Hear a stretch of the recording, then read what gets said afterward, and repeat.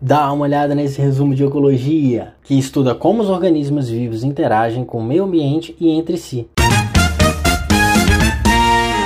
Primeiro, algumas definições. A gente vai chamar de organismo ou indivíduo um ser de uma espécie lá qualquer, um ser vivo. Ou seja, ele se reproduz, ele tem filhote. E se você pega um conjunto deles, da mesma espécie, vivendo no mesmo local e interagindo entre si, a gente dá isso o nome de população. Agora, tá vendo esse peixinho aqui? Ele representa uma população inteira de peixes verdinhos. Esse aqui representa uma população inteira de peixinhos azuis. Esse aqui também, esse aqui também, esse aqui também, esse aqui também. E se eles estão vivendo no mesmo local e interagindo entre si, dá-se o nome de comunidade. Tem gente que chama de biocenose, biota, isso não importa tanto. É tudo a mesma coisa. E agora, você aprendeu tudo o que é biótico, tudo que é vivo dentro de um sistema. Tudo que é vivo dentro de um sistema, se reproduz, faz filhote, é chamado de meio biótico. E tudo que é não vivo, água, ar, luz solar, fogo, terra, sais minerais, tudo que é não vivo é chamado de meio abiótico. A água se reproduz? A água transa com outra aguinha lá e faz água? Não, não faz. Então não é biótico, é abiótico. E se você reunir tudo que é biótico com tudo que é abiótico, você tem um ecossistema. Ou seja, ecossistema é nada mais do que uma comunidade de seres de espécies diferentes, interagindo entre si e interagindo com o meio ambiente. Agora, quando a gente tem vários ecossistemas numa área muito grande, todos eles muito parecidos entre si,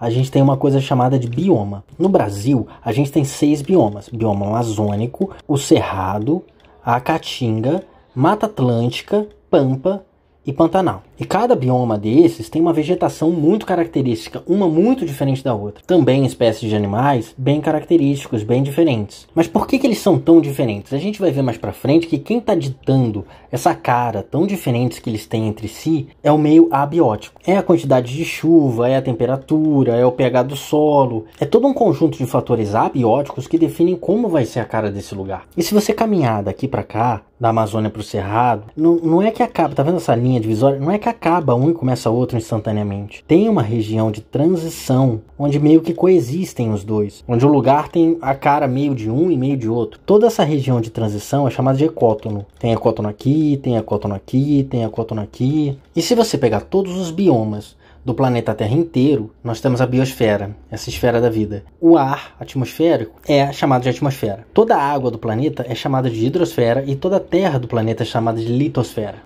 Mas como os fatores abióticos contribuem para a cara do lugar? Vamos ver uns exemplos aqui. Luz solar, por exemplo, é um fator abiótico físico que contribui para a diferenciação da cara desse lugar para esse lugar para esse lugar. Aqui onde você tem abundância de luz solar, você também tem abundância de plantinhas, abundância de seres clorofilados, autotróficos, consecutivamente abundância de oxigênio. Já aqui nas profundezas do oceano, você não tem muita luz. Não tem muita plantinha, não é que não tenha plantinha nenhuma, tá vendo? Tem uma aqui, quase não dá pra ver, mas tem. Essas plantinhas mais resilientes, mais resistentes, necessitam de luz para sobreviver, mas apesar da pouca luz conseguem sobreviver, são chamados de extremófilos. Não necessariamente luz, tá?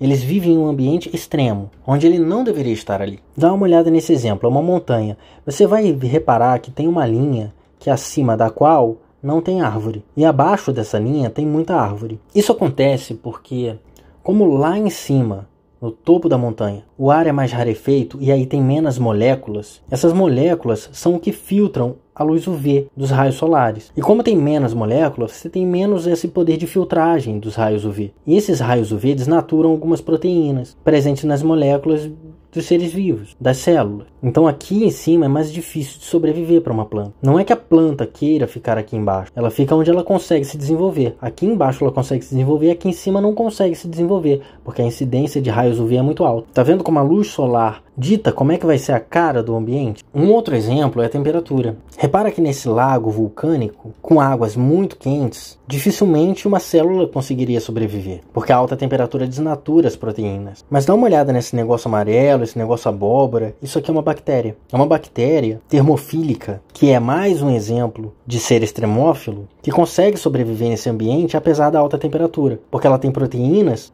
com uma estrutura mesmo, tridimensional, que consegue compensar a alta temperatura e consegue sobreviver nesse meio. Tá aqui um exemplo da temperatura ditando como é que vai ser a cara desse lugar. Agora dá uma olhada em como é que a água ditou como é que ia ser a cara desse lugar. O que está acontecendo aqui? A difusão do oxigênio na água ela é muito pequena, muito lenta. o que dificulta, em terrenos lamacentos, a troca de oxigênio pelas raízes das plantas. Caso você não saiba, as raízes das plantas, elas absorvem oxigênio dentro da terra. E se essa terra for muito lamacenta, então fica difícil para essa planta fazer esse tipo de troca gasosa, o que favorece o aparecimento de espécies pneumatóforas com raízes aéreas, tá vendo? Que fazem sua troca gasosa diretamente com o ar. Então, como a difusão do oxigênio gerado aqui por esses seres é muito lenta na água, é muito difícil esse oxigênio chegar aqui no fundo do mar. Por isso que no fundo do mar você encontra peixes que são mais adaptados a pouco oxigênio. Tá vendo como é que os fatores abióticos definem como é que vai ser a cara de um lugar? Agora, falando em cara do lugar, o lugar é conhecido como habitat. O habitat de um ser vivo é onde ele vive, é o lugar mesmo. Um outro conceito importante é, tá vendo essa plantinha aqui? Ela pega energia dos raios solares, transforma em energia química nas suas moléculas. Aí vem uma girafa aqui, herbívoro, e come ela e transfere essa energia para o corpo dela. Aí vem um leão, come essa girafa e transfere essa energia que a girafa comeu para o corpo dele. E essa transferência de energia de um para o outro é chamado de cadeia alimentar. A gente vai ver melhor isso mais para frente em outra aula. Agora, nicho ecológico é um modo de vida de um ser vivo, um modo que ele leva para viver. São os hábitos dele, se ele tem hábito diurno, noturno, se ele come, se ele é carnívoro, herbívoro, o que ele come. Parece aquele negócio de Net Geo, né? Por onde eles andam, o que eles comem, o que eles fazem. Tudo isso e muito mais no arquivo 53. Esse tipo de coisa geralmente vai aparecer na tua prova na forma de duas circunferências que normalmente se encontram. Se eu tenho essa circunferência representando o nicho ecológico dessa espécie e essa aqui representando o nicho ecológico dessa espécie, se eu tenho duas circunferências que não se encontram, ou seja, essas duas espécies têm nichos ecológicos diferentes, então elas não vão competir entre si. Se o nicho ecológico delas tem uma interseção, então elas vão competir entre si por alguma coisa que está aqui nessa interseção. Pode ser um tipo de alimento, pode ser um horário, um hábito diurno, noturno. Se duas espécies têm intersecção no seu nicho ecológico, ou seja, tem um nicho ecológico parecido, ou pelo menos alguma coisa igual, não tem jeito, elas vão competir. Agora, o que vai definir o grau de competição entre essas espécies é a quantidade de recurso disponível. Quanto mais recurso tiver, menor vai ser a competição. Quanto menos recurso tiver, maior vai ser a competição. Agora, a treta acontece mesmo quando duas espécies têm exatamente o mesmo nicho ecológico, ou praticamente o mesmo nicho ecológico, porque aí elas vão competir por todos os recursos. E aí, uma das espécies vai levar vantagem, a que leva desvantagem, ou ela vai sair daí, ou ela vai ser extinta. E esse é o princípio da exclusão competitiva ou o princípio de Gauss. Uma coisa que pode acontecer é uma das espécies mudar o seu nicho ecológico. Se a espécie mais forte, vamos dizer assim, é diurna, a espécie mais fraca pode mudar seu nicho ecológico e passar a ser noturna, sendo assim evitando a competição, saindo para caçar numa hora que a outra espécie mais forte não está caçando. O que fica dessa aula que realmente cai em vestibulares são esses conceitos: organismo, população, organismos da mesma espécie, comunidade, populações de diferentes espécies diferentes, ecossistema, meio biótico mais meio abiótico, bioma, um conjunto de ecossistemas, biosfera, um conjunto de biomas. Cai na prova também o conceito de habitat,